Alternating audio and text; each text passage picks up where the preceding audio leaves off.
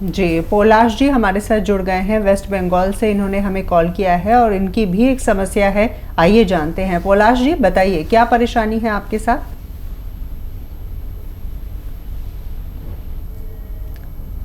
चलिए, पोलाश जी से हमारा संपर्क टूट गया है। उनसे बातचीत हम करने की कोशिश करेंगे और रिक्वेस्ट भी करना चाहेंगे कि एक बार फिर से आप हमें कॉल कर सकते हैं। एक और दर्शक है हमारे साथ। हेलो।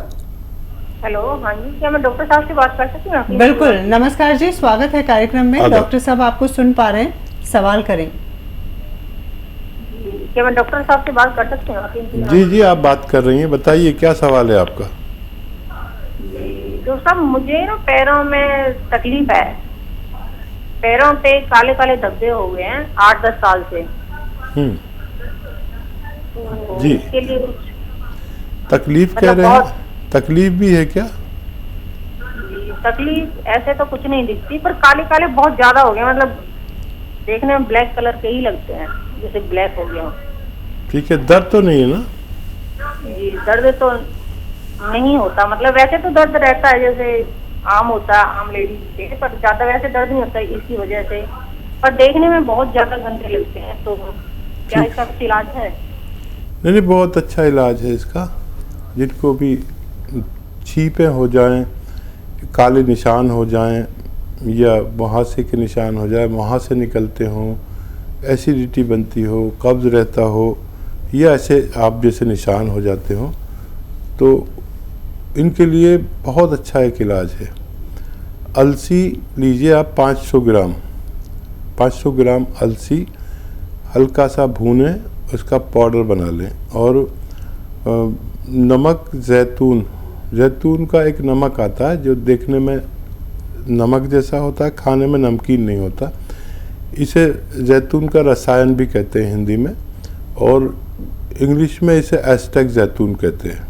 आप 100 ग्राम लेकर इसमें पाउडर मिला लीजिए, दोनों का पाउडर बनाइए और आधा आधा चम्मच या एक चम्मच सुबह शाम पानी के साथ लिया करें, आपको फ़ायदा होना मुमकिन है। जी हाँ, वाकई में उम्मीद करते हैं कि आपको अपने सवाल का जवाब मिल गया होगा। एक और दर्शक हैं, राजू जी ने हमें कॉल किया है गाजियाबाद से। राजू जी बताएं क्या प्रश्न करना चाहते हैं आप? हाँ जी, नमस्कार जी सर। जी आदाब। नमस्कार। हाँ जी, मेरी 25 साल एज है जी। मेरे आर फैक्टर बढ़ा हुआ सर मेरा। जी हाँ जी, आर फैक्टर इतना ज्यादा बढ़ा हुआ है, करीब करीब 54-53 हो रहा है, और मेरे घुटनों में पानी भर जाता है जी।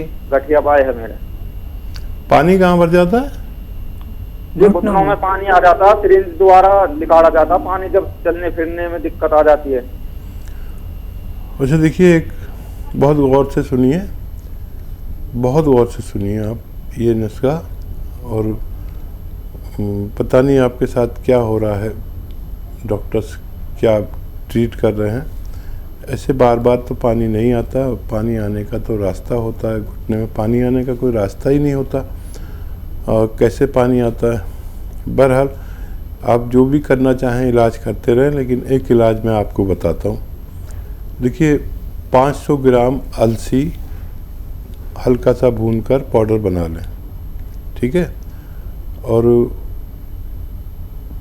1 चम्मच यानी 3-4 ग्राम छोटा चाय का चम्मच सुबह और शाम इसे खाना शुरू कर दें। यह आपको 7-8 महीने खाना है, ठीक है। इतनी लीजिए जितना आपको 7-8 महीने चले, या बार बार लेके पाउडर बना लिया करिए। और एक आता है गोंद स्याह, इसे काला गोंद कहते हैं, ये अलग से पाउडर बना लीजिए।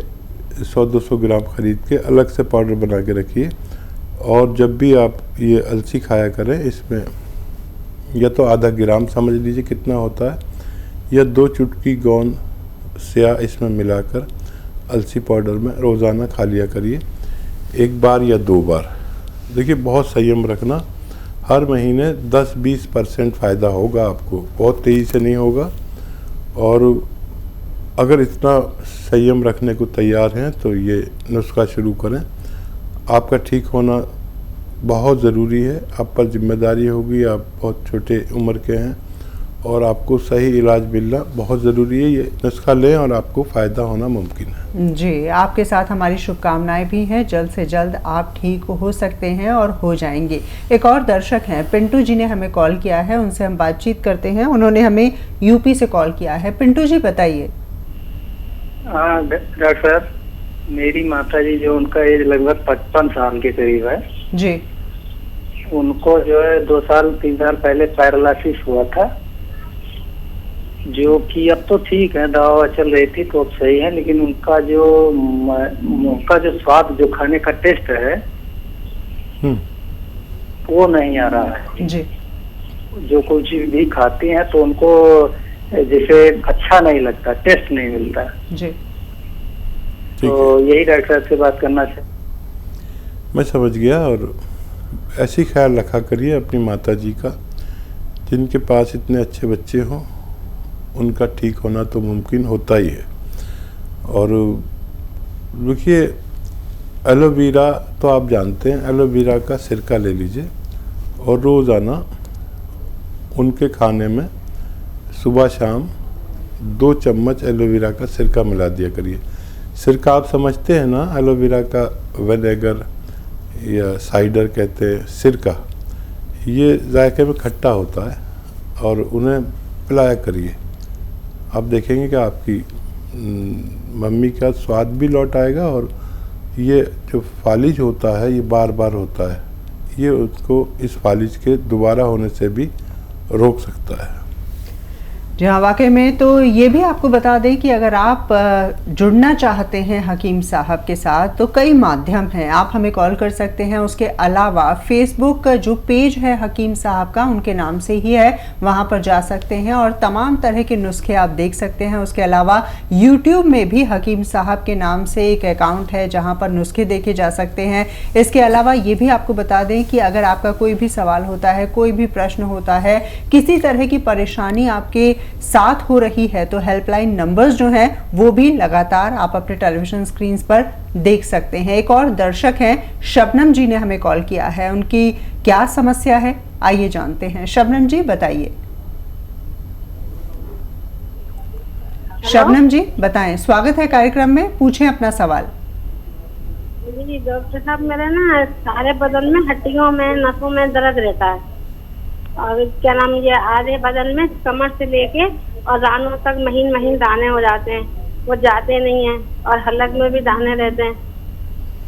और एकदम से जिस जगह पे बैठ जाती है ना, वो जगह इतनी गर्म हो जाती है, एकदम लगता है कि आग निकल रही है बदन में से, और एकदम से काटे काटे चुप के एकदम पसीना पसीना आ जाता है मुझे जी। और एकदम से ठंड लगने लगती है, जैसे कूलर के आगे, पंखे के आगे भी नहीं बैठ पाती हूँ ज्यादा देर।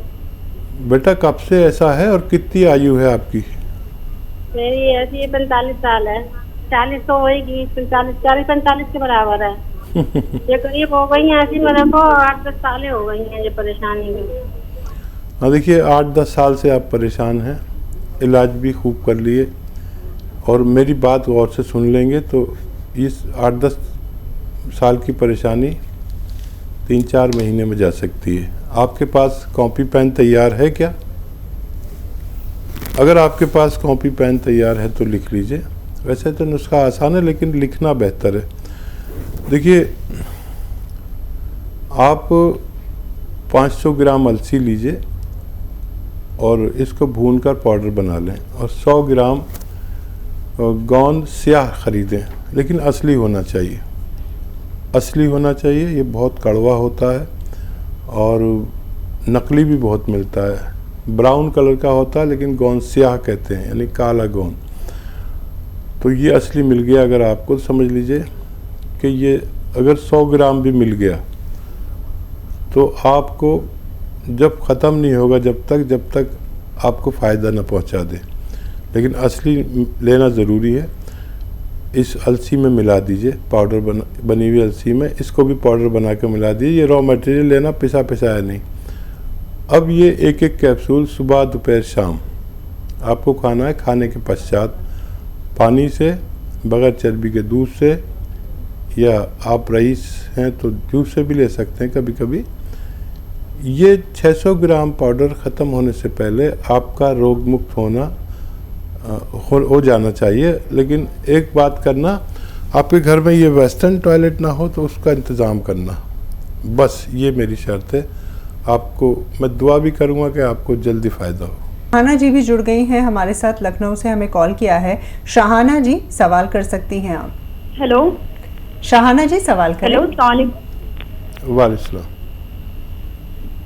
तो हकीम साहब, मेरे पेट में बहुत सालों से दिक्कत है और मेरे पेट में मतलब पहले डॉक्टर ने अल्सर बताया था, उसका काफ़ी टाइम इलाज चला, फिर उसके बाद बहुत ज़्यादा प्रॉब्लम हो गई थी, तो आते सूख गई थी, उसका बहुत इलाज चला, फिर काफ़ी ठीक हो गई मैं। लेकिन अभी भी मेरे 2-3 महीनों से भी अचानक से पेट में दर्द उठ जाता है और पूरी रात दर्द होता है जी।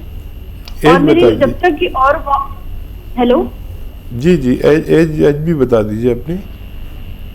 जी, मेरी एज है 26। ठीक है। हाँ, बहुत कम उम्र में आपको कोई तकलीफ़ हो गई। आप खाने पीने में वही चीज़ें खाया करें जो हज़म हो जाए आसानी से। आपको पता हुआ कोई ना कोई चीज़ आपको बहुत ज़्यादा मुश्किल से हज़म होती है, तो वो चीज़ मुस्तरद कर दें।